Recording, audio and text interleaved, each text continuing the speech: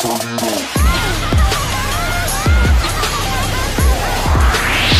up, Saiyan Army? Push workout going down. Well, mainly spirit bombs and arms going down. Got Panda in the building.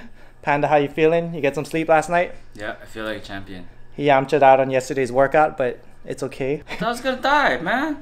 He still did his cardio though yesterday, or today you did your cardio earlier. Oh, and then I did legs just earlier today too to try and make up for yesterday. Oh, you hit legs? Yeah. Okay, right on. Good job, dude. So that's another thing. When you guys miss workouts, try to make it up. Just try to keep your weekly volume the same. It doesn't always have to be on the same days at specific times or whatever. You can make it up. I even have clients put in 2 workouts in one, or just split it, you know, just to hit that weekly volume, because that's the goal. It's kind of like macros in general. Panda, how's your macros going? Fantastic. What happened last night?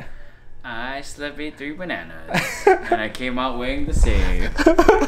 You slept, ate 3 bananas. Yep. And how'd you know? How'd you figure that out? So I came home from work to change. My roommate was like, "Hey Dick, do you realize that you ate 3 of my bananas?" And I was like, why the fuck would I eat any of your bananas, right? And then, sure enough, he digs through the trash and shows 3 peels. Then I was like, oh my god, I thought I was dreaming when I ate them. And then sure enough, no, yeah, okay. And because I was really wondering why I was 219. I was like, what the fuck? I didn't eat that much yesterday. I literally went to bed out of sheer exhaustion. Not because I was sated, not because I was feeling great, because I was gonna die. But anyway, yeah, so I guess in my survival mode, I went and, you know, gathered, foraged. Do you think you've been sleepy eating? Like, at least maybe once a week kind of thing? It's a possibility, but like I usually try to like over guesstimate the tracking, you know, like because I eat a lot of frozen grapes, which now I'm gonna start weighing every single grape I eat. I know, but it also doesn't matter. It depends how much you sleep eating, because you could sleep eat your entire deficit in a week. That's true, in one sitting. Yeah, especially with your appetite. Comment down below if anyone has any suggestions for sleep eating. I've never heard of it before. Maybe someone watching this video has. I was thinking about putting like a bike lock on my refrigerator, only cause like my roommate tried to tie like a towel, and that kind of worked until I took it off. Untied it and went to town. Yeah. Yeah, but no, it's been getting better like the belly. What if you tie like an ankle lock to you or something, ankle lock to your bed? So when you try escaping your bed, you have to like take off the lock. Dude, that would be hardcore. I'm not opposed to it. Dude, just tie you down like bondage. Yeah. Like bondage. Find a girlfriend and then have her tie you down to the bed. First of all, when you're as single as you can possibly be, it's not so easy to do that. I try to tie myself up. Have a roommate tie you up like that'd be so weird. Can you imagine? I'm gonna film it like, yeah, tie me up, motherfucker, tie me up.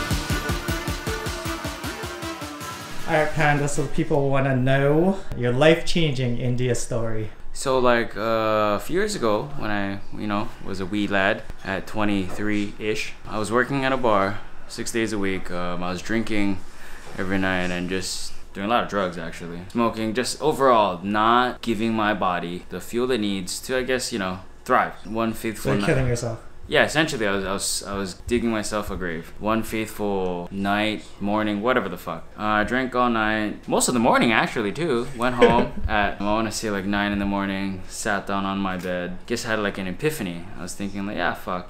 If I continue down this path, I'm gonna die. Which, you know, I already kind of knew that, but it became a little more real. Did something happen that made it more real, or?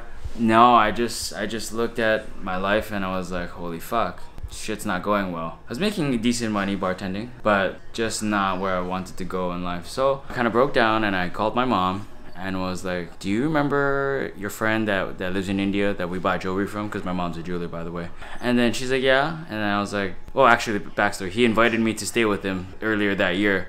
And I was not intending to take him up on his offer until that point in my life. What did your mom think when you called her? My mom's probably thinking like, what the fuck is wrong with this kid? Like, what is he calling me at 9 in the morning for? Because usually at that point in time I was sleeping. Yeah, my mom was probably really shocked that I called her first and foremost, and then that I asked her about going to India. And then my mom's probably thinking like something's really wrong. So I mean, she made the call. He agreed to take me in. So 2 weeks later, I was on a flight to Hong Kong to meet this guy. I stayed with him for a few months. When I went to India, it was like going into like the farthest land possible, which at the time I really needed. I need to get away from alcohol. I need to get away from the influences that I had in my life. I needed to just get away from it all. So were you like depressed, or yeah, would you consider it? Actually, fuck yeah.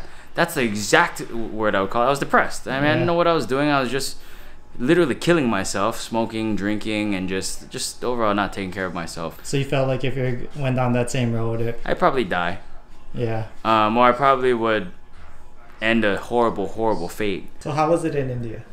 India was intense. Like, can you just imagine you have this, when I say this man, me, that was an avid carnivore, alcoholic, substance addict, smoker. I mean, fuck, you name it, I did it. Okay, well, maybe not that far, but you know, I had issues. So when I went there, I had no alcohol, no cigarettes, no meat.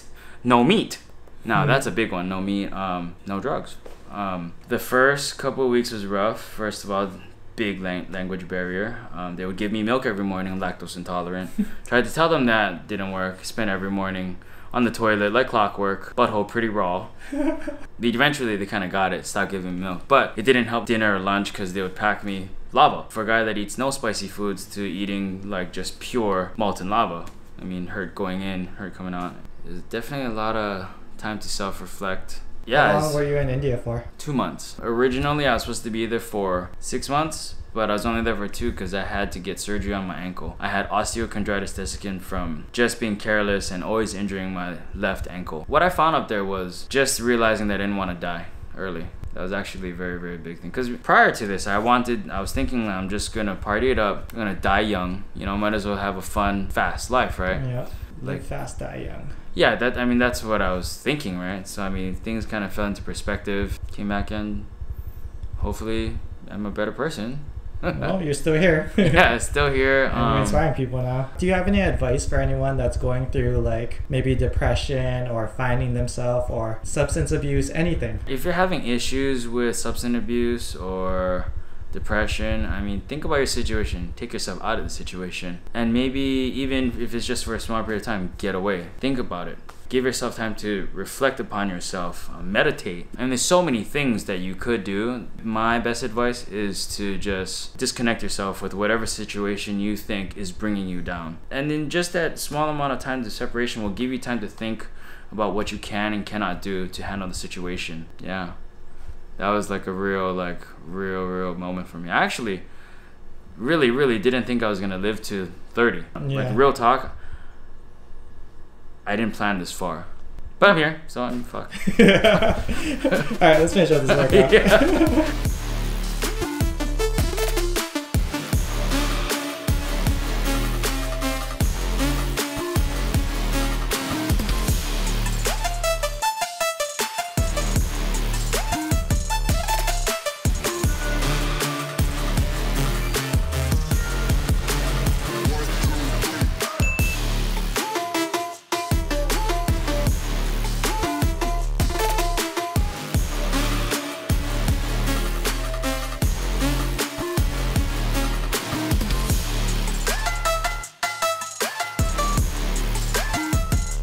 Alright, just finished dips.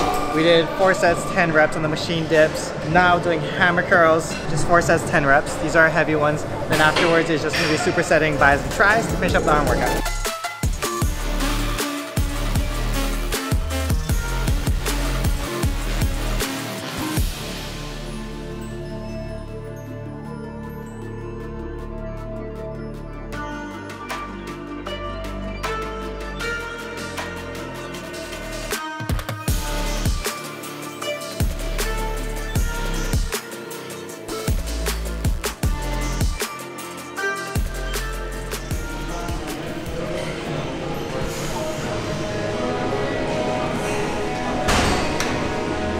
Shiny your head is.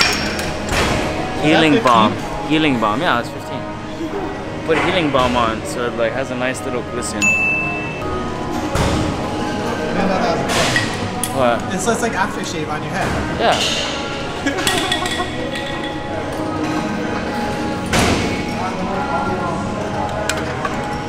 That's 15 too? Yeah. Just finished the Fate series as recommended by Panda. Well, not the Fate series, I've watched Stay Night, which is good. I watched, what's the one after that? Zero, which was even better. And then Acro Pifa, which was, good concept. Didn't have enough episodes, not enough time to dive into, what was it, like 14 different characters or whatever it was? Yeah, they didn't have enough time to dig into everyone's story and whatnot. Good concept, just poorly done. Really good fight scenes, really good animation. The whole series, really good. Do recommend the Fate series. I think it would be like, I think Fate Zero would be on my top, maybe top 5. Maybe top 5 favorite animes right now. Gotta think about it a little bit more. I'm excited for the new Attack on Titan and the new Tokyo Ghoul though that are coming out this year. I think they do at least, yeah. I think I need to drink BCAAs more frequently because I'm stronger than I am normally. Because usually I would be dropping the weight by now. But I finished not 1, but 2 sets of this at the same weight. And I completed 2 sets of 50-pound curls. Normally I'd be like at 16 and I would die. So YOLO! HP Labs, Goku 10. Goku 10.